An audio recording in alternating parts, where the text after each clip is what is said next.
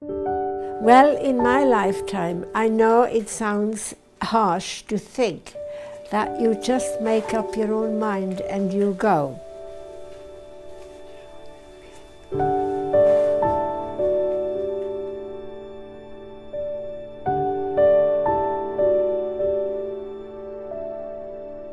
My name is Mrs. Nelly Scott-Neiderberger. I am now 88 and a half. I was born in Switzerland and had college education until I was 20 years old. Then I decided to go to England to learn English. From there on, I have to tell you quite a big story. When I came to England, I was with a family looking after an elderly lady. Unfortunately, Mrs. Prince took a heart attack. Now I must tell you what happened. I was by myself in the afternoon with Mrs. Prince, and all of a sudden she keeled forward in her chair, and I jumped up from my chair. I said, "Oh, what's the matter? Oh my goodness, I think she's having a heart attack." Then I thought, when I looked around, I thought, what can I do? Oh, I know, something cold. I saw a big bottle of Chanel on the sideboard. I went and reached for that and threw the whole lot onto Mrs. Prince. And would you believe it, she took a big gulp and went, "Oh!" I says, "That's good." I says, "Fine." So we're all right. And Mrs. Prince lived another year. But when we had the district nurse coming to look after Mrs. Prince, she used to say to me, "You would make a lovely nurse." I said, "I have no idea what I would have to do." "Don't worry, you would do fine." I said, "Thank you very much." This is exactly what I did. The matron said, "You will never learn English if you're not going to go and speak with English people. I am arranging some sort of entertainment." I was so petrified. I says, "I don't know how I'm going to do that. I don't speak very well English." "Yes, you will do fine." We were supposed to go to a big ship, a Royal Naval destroyer. I said, "I am not going to go." "Yes, you are." Well, I then jumped off the running bus, and she had to jump after me, my friend. And I said, "I am not going to go." She says, "Goodness, you could have killed us. You could have killed us."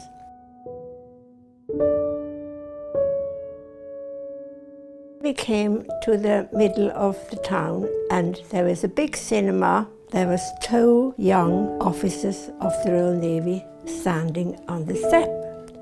I said, "Oh, I'm going to ask one of them." It might be one of them I'm supposed to meet up with. "Oh, you're crazy." "No, I'm going." I walked towards him. I said, "Excuse me, are you from the boat 7707? I've got an invitation." The taller one looked at me, looked down at me as if to say, "Who on earth is this woman?" He said, "Certainly not." And I said, "Thank you very much," and swiftly turned round.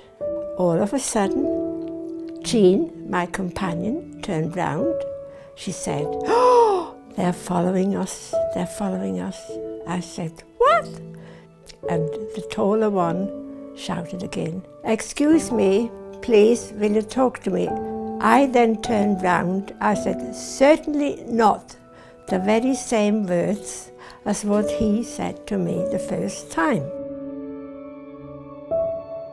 By the time we had spoken a few words, he introduced himself as Andy. We so talked, and he said, "Unfortunately, I won't be able to see you tomorrow because my ship is going to go back to high sea," because he was a telegraphist, so he took up all the main calls which were coming into the ship. Then I was on duty one day. the matron at the hospital said to me, "Oh, I've seen you walking out with a nice young gentleman, a Royal Naval officer." "Oh," and I blushed. "Yes, it is, it me, yes." "Oh, he seemed very nice." I says, "Well, yes, he's all right, thank you." So that's how it went on. Then I used to get letters. Practically every other day I got a letter from the Royal Navy. The matron got a telephone call from Switzerland from my mother saying that I had to come home immediately. My papa had a brain hemorrhage and I needed to come home straight away. When I came back, yes, my papa was in hospital, and luckily enough he survived, and I stayed for about 6 weeks. But in the meantime, I said to my mama, "I'm going to go back to England." "Oh no, you're staying here." I said, "Oh no, I am going back again because I want to go back and do some more in my English language because I'm not good enough yet." When I came back to England, my husband, or my boyfriend, he proposed to me. I said to him, "Oh, I'm not sure. Give me 3 days and I will give you the answer." Well, in the 3 days, I hardly slept. I thought to myself, what am I going to do? Well, I like the man. He's a very nice chap and we got on well. So I said yes. Oh, he was so delighted. He came to visit my parents, and yes, they were not very pleased because they always wanted me to get married to a boy in Switzerland. But I said, no, I'm going to get married to this gentleman, so he's very nice. All right then. Of course, we got married. We got married on the 26th of February, 1954. We had a very good marriage. We really enjoyed it. In actual fact, my husband wasn't a good cook. He couldn't cook, you know, but he would always have a cup of tea or a cup of coffee ready for me. Our daughter was born, so that was very, very lovely. Unfortunately, my husband took a heart attack when he was 54. Then he had his second heart attack when he was 57. And he couldn't go back to work anymore. So unfortunately, he had my husband I had at home. But I didn't mind because I was still working. So that was all right. We still had some money coming in. When he took his third heart attack, I was at home. By 3 o'clock in the morning, it was just as if somebody was shaking my arm, my right arm, saying, "Get up, get up, get up." And I jumped up and I ran downstairs and my husband was on the floor. And I said, oh my goodness, oh my goodness. And he kept saying, oh don't, oh don't. He was coherent, he was talking, but he was terrible. He looked really ashen looking, really bad. I said, oh my goodness, poor man, come here Andy, I'll get you sorted. So then I rang to the phone and I said, please, please hurry, my husband is having a heart attack, get him straight away. And we got into the hospital. The doctor came out who was attending my husband. He said, he hasn't got a heart attack. I says, are you kidding? I says, would you please show me the graph of which you've just done? I will show you exactly where the thing says. And I pointed out exactly where the graph was going up and up with the heart attack.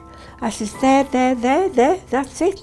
Oh yes, okay, I'll go and give him an injection. And he came out, he says, your husband is responding, so I was allowed to go and see him. I says, Andy, you're all right. Come on, you're all right, you're all right. And then by about 8:30 in the morning, it just all of a sudden plummeted down. And I'm jumping up and I'm shouting, help, help, help, please, please help. And two of the nurses came, my husband is bad, my husband is bad. They came, oh my goodness, yes. And then I was told I had to get out. So that was that. And then after about 10 minutes they came and said he's gone.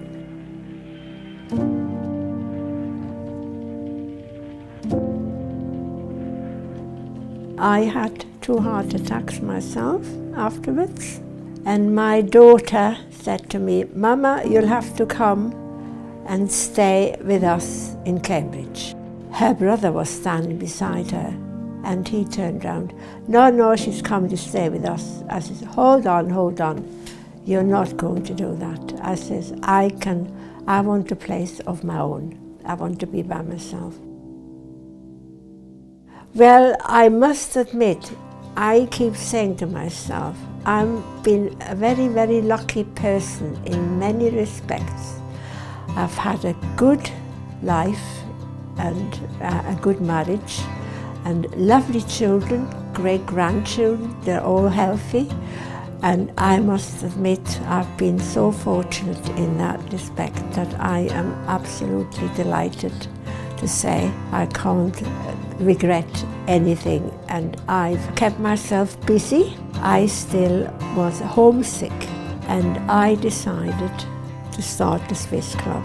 I was the president there, and yes, that's how my life's been. And even to this day, I never feel lonely. I always feel as if I can either do something or read something or write something. I'm always occupying myself with something, so I'm quite happy. Well, in my lifetime, I know it sounds harsh to think that you just make up your own mind and you go, because when I was a young lady, I decided I wanted to go to another country. I had no idea what England was like. So this is what I'm on about.